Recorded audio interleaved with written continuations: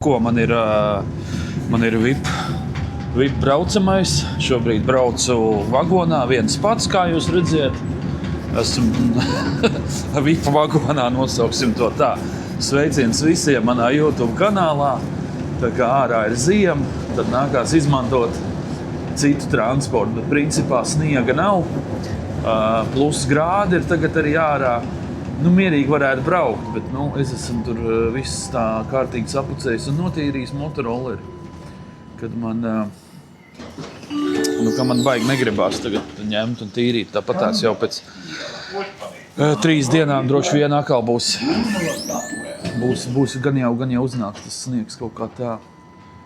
Šobrīd dodos uz veikalu depo nopirkt tādas lietas, un tad pie reizes arī es domāju iefilmēt tādu vlogziņu.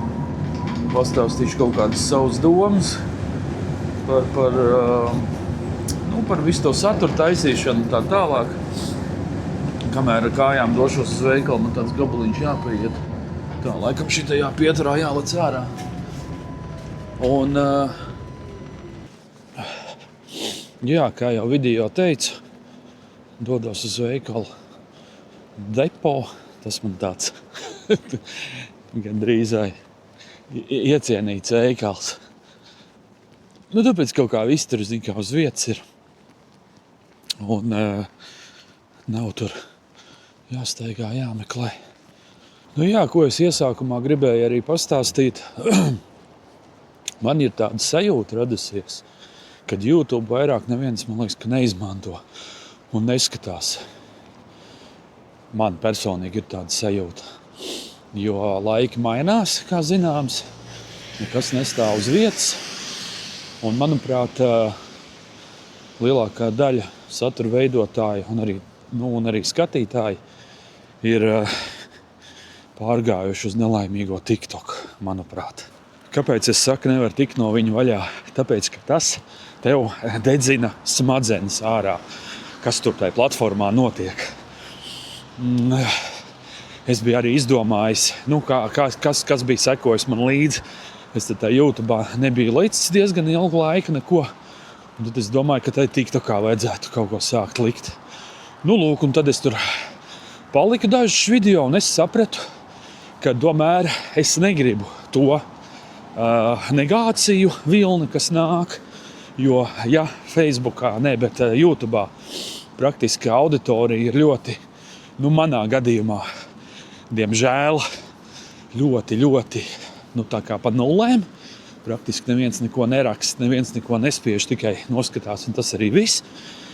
Tad TikTokā ir diezgan pretēji.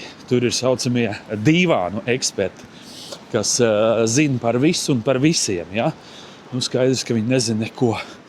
Un tad es arī biju dažus video tur salicis.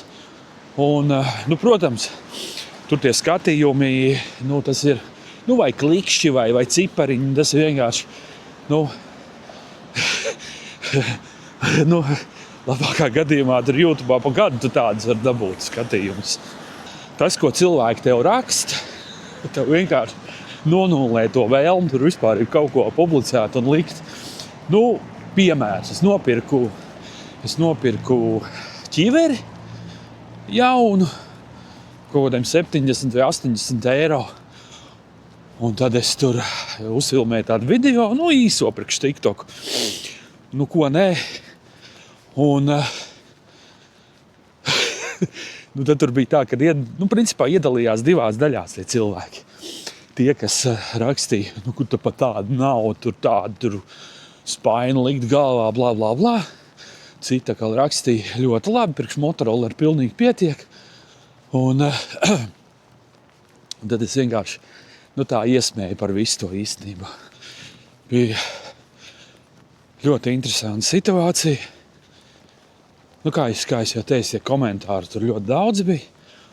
Un tad bija, sabiedrībā zināms cilvēks ierakstījis, kad arī, kur pa tādu naudu, tur varot tādu spaini pirkt. Un tad es domāju, nevar būt, ka viņš ir ierakstījis. Un tad es paskatos, un tad kaut kādu laiku atpakaļ viņam bija ielikts tāds sludinājums, ka viņš meklē tur savā tajā firmā cilvēku. Un alga 800 eiro. Tad es domāju, kā tā pa 800 eiro var nopirkt, ja ir alga 800 eiro, kā var nopirkt pa 500 eiro ķiveri. Ko es gribu ar šito visu pateikt, kad, manuprāt, tur ir vienkārši tāda toksiska tā vide. Jā, nav pārdevējs. Var ņemt, pēc tam samaksās.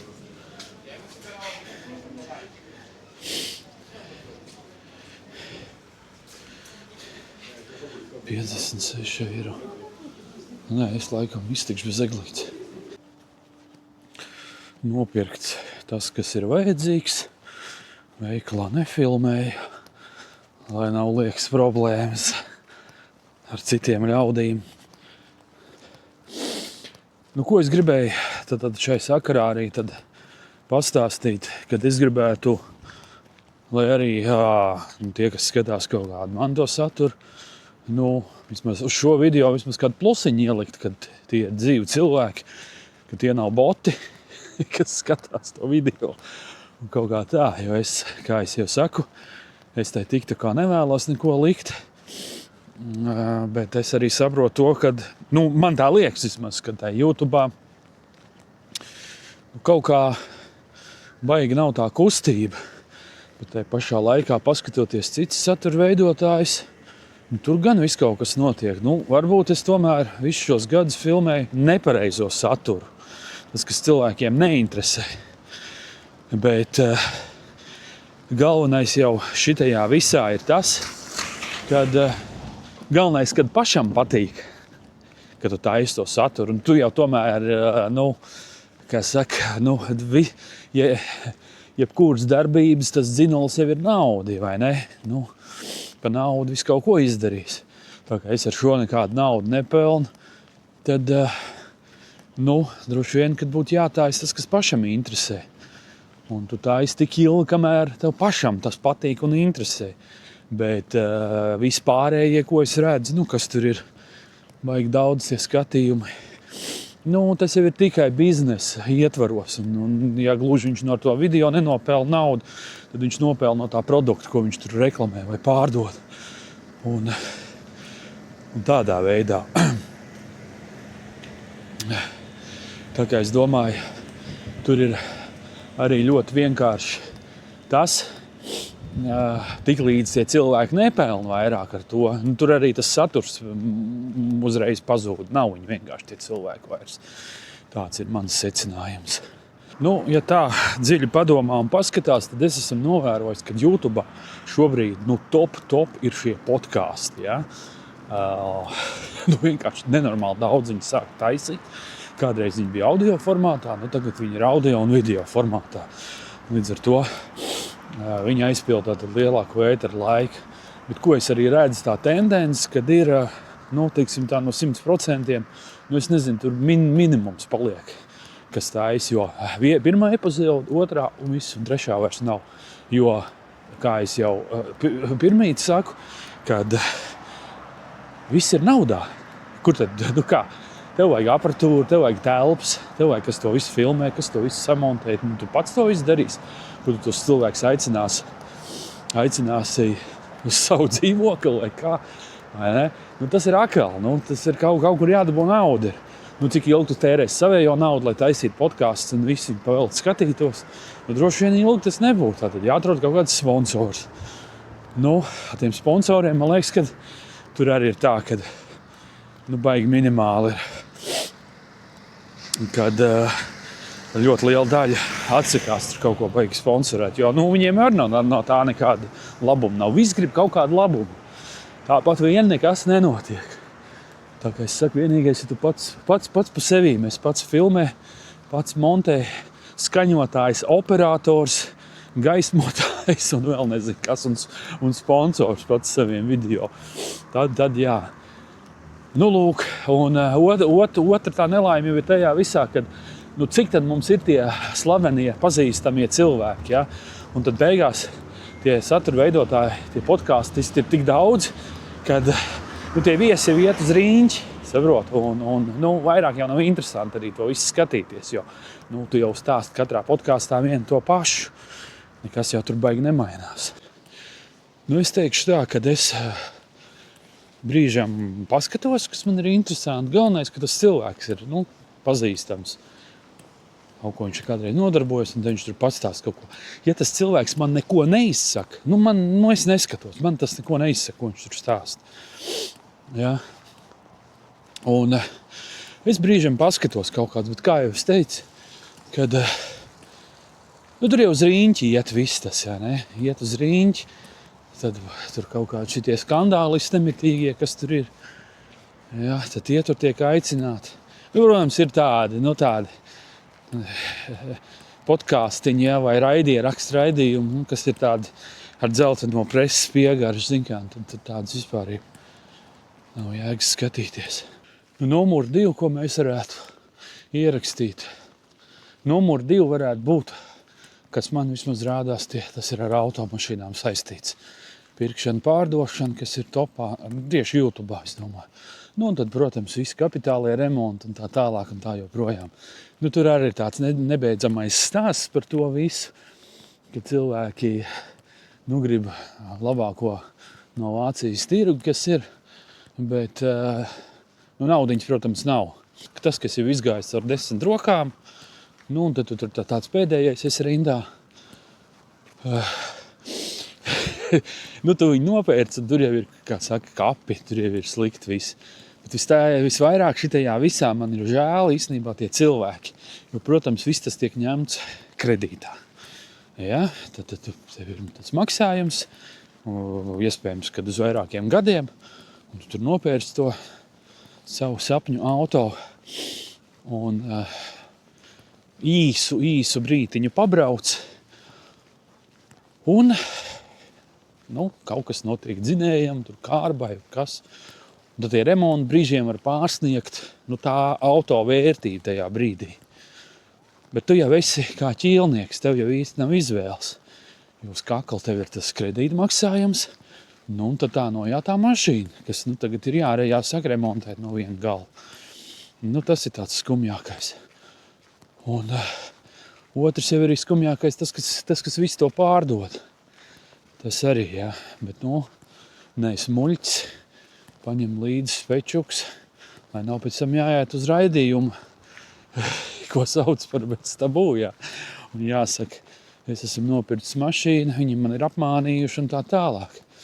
Skaidrs, ka tur notiek apmānīšana un spēcīga, bet tu nevari gribēt par 2-3 tūkstošiem, ka tev pārdos labu mašīnu. Es nezinu, nenotiek tāda brīnuma. Un īpaši, ko cilvēki tieši grib to Vācijas flagmani, ja?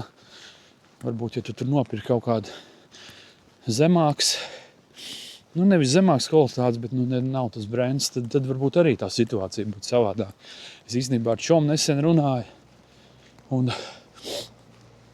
viņš saka, un es arī tam piekrītu, es labāk izvēlētos, kaut kādu, zemāks brendu automašīnu, bet ka viņi tiešām ir maz nobraukt. Un es varu vismaz kādu brītiņu braukt, nevis jau pēc pirkšanas vai līguma parakstīšanas precīzāk, jau dotos uz servisu un sākt mainīt viss pēc kārtas, ko var nomainīt. Tā, traumais uz to galu tas nedara. Šitie ir tie divi rādītāji, ko es redzu YouTube'ā, kas šobrīd ir topos. Citu praktiski, ko neredzu. Trešo es varētu iedalīt vēl kā ceļojumu, kas ir. Bet tie tur tādi mazāk, un tur jau arī iet uz riņķi. Cilvēki brauc uz vienām tām pašām vietām. Ja tu vienreiz jau no kāda citas to paskatījies YouTube'ā, 3., 4. un 5. reizi tu neskatīsies. Jā. Varbūt man arī vajadzētu bišķiņu saturu pamainīt. Ne tikai uz motorolleriem. Varbūt arī kaut ko citu pafilmēt, šādu veidu video, ko jūs sakiet, rakstiet komentārus, ja kāds te vēl ir dzīvs, kā saka. Jo ļoti grūti ir īstenībā vienveidīgas video visu laiku taisīt, par vienu tēmu. Diezgan grūti ir, tad ir tie iztrūkumi, kā saka. Tagad ziemā ir klusums, tad ir iztrūkums. Un nav jau noslēpums arī, kad ir šie visi mākslīgie intelekti un algoritmi, kur ietekmē tavu video. Un ja tu tur baigi ilgi neliec neko, tad es saprotu arī tas YouTube tev to video kaut kur spundē iekšā. Un neviens viņu neredz. Un tu tev tāda sajūta, ka nevienam to neinteresē ar savu muldēšanu. Šīs dienas vlodziņš, no skūtera vlodziņa. Pagaidām tas arī būs viss. Ar šo mēs arī noslēgsim šo runāšanas vlogu šodien. Turpin iet ar kājām, tramvajs nenāk. Pēc pusstundas būs tikai. Labi, čau pagaidām visiem.